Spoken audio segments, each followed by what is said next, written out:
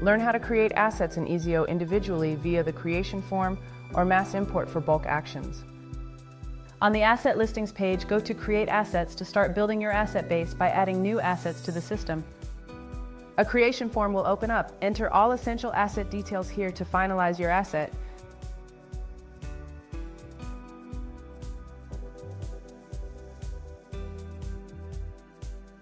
At the end of the same form, you have the option to import from sheets for bulk adding items. Here you can add new assets or update existing ones. Once you're done adding details, finalize your asset creation and add it to the system.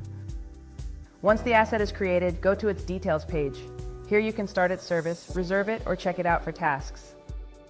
To add multiple assets, you can even speed up the whole process by adding assets via barcode scanning. Start scanning the required assets. All your scanned assets will be populated here with details. Existing asset records can be easily imported in EZO. Select the Mass Import option to upload asset information from already existing records. In the next step, upload your spreadsheet containing asset information for bulk processing.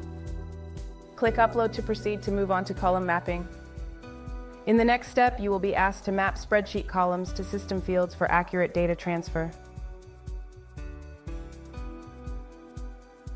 Ensure all columns are mapped correctly, and then proceed to upload the assets. All imported assets will be displayed here. Review and make any edits where required. All assets uploaded via imports will be shown on the asset listing page with mapped columns. Just like you can import assets in bulk, you can carry out mass actions on assets. These actions include check-in, check-out, start service, complete service, and create service records.